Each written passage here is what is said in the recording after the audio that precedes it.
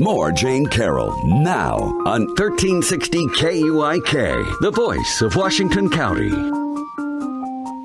Welcome back, everybody. Well, it's a little bit later than usual in the week because we always look forward to some of the wisdom that the brilliant folks from Cascade Policy Institute can provide us with. They are a think tank, really. They investigate and do in-depth analysis on issues that face us, particularly here in our own community, and do it with great expertise and talent. Lydia White's joining us today to make us informed about something we need to know about. Hi, Lydia. Hi, Jane. How are you? I'm terrific. How are you? I'm doing pretty well.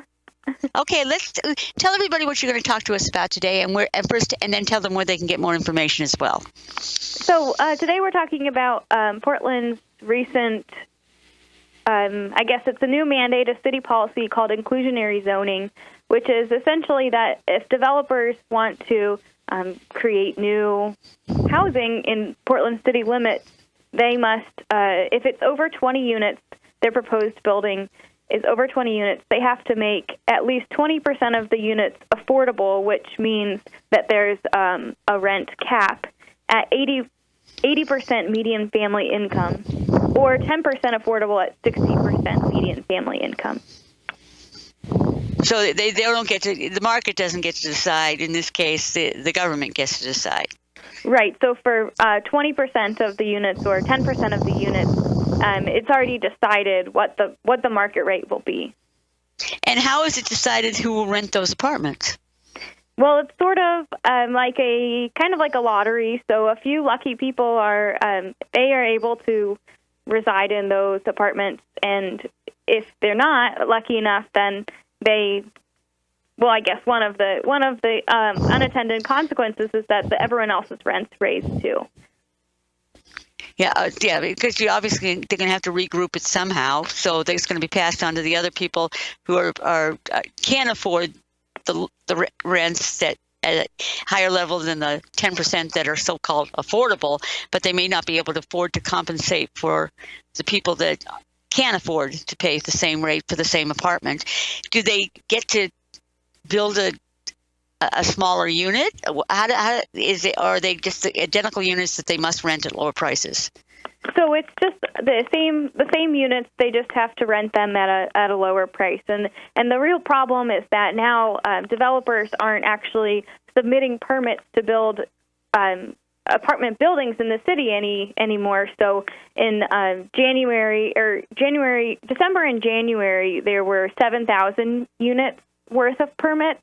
And in the last month, there have only been around 600 permits. So that's a 1,000% decrease in developers submitting permits to build within the city limits. We're talking to Lydia White, she's from Cascade Policy.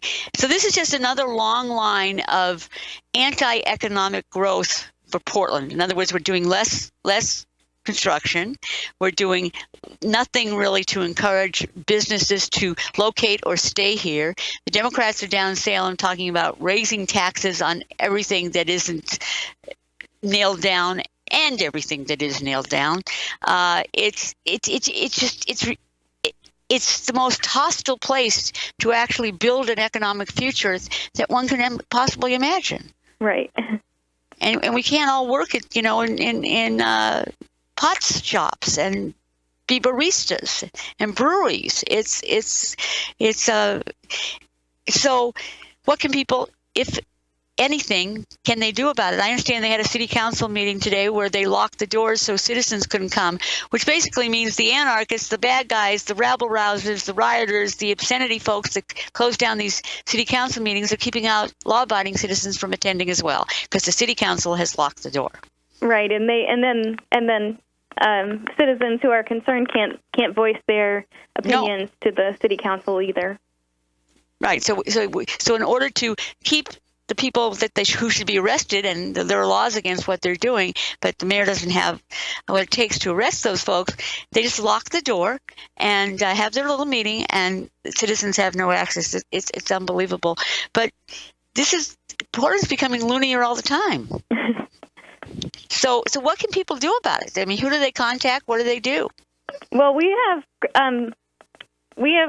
published a few reports on housing, and we will continue to publish reports on housing, but I think the most important thing is to express opinions, and there are a couple guest columnists in the Portland Business Journal, and there are different articles on the Oregonian, and I think that's a great way. And then there's also different bills going through the legislature right now and testifying against those. I know there was a bill on rent control a few weeks ago, and quite a few people showed up to testify both for and against, but that's another good way to get your voice heard and your opinion known. Right. And that's the important thing. Cascade Policy does the investigative work, the research, gives you the statistics, so you can make an intelligent, a cogent argument to the people that make the decisions on these things. And that's important because we're becoming more and more socialized and government control. The government controls everything, it seems like, and in Portland they want to control even more, and that's not usually good for freedom or for the economy. So how do people go to Cascade Policy and get more information on this? They can visit our website or give us a call or email even. There have been a few people who have emailed or called and asked for information because they're interested in testifying down in Salem, and I'm always happy to find all that information and send it out within the same day or as soon as I can. So if anyone has any questions or needs any resources from John or Steve or Catherine, they can reach out to any of us and we'd be happy to provide that for them. Excellent. So go to CascadePolicy and .org, and it's pretty easy to get information. They post a lot of their white papers up there or their research all the time. Lydia does some great work herself. She wasn't tooting her own horn, but I'll do it for her. And you could not have a better staff to do your work on these issues than the good folks at Cascade Policy. Thank you, Lydia. Always a pleasure to talk to you. Thank you so much, Jane. Okay, that's Lydia White from Cascade Policy. And yeah, so you're living next door to somebody, exact same apartment, because the city tells them they have to provide so-called affordable housing. I guess you're living in unaffordable housing, even though it's exactly the same as the other person. You just have to pay more for it, and maybe even a little bit more because you're going to have to compensate to the owners of the building for the losses of having to provide so-called affordable housing.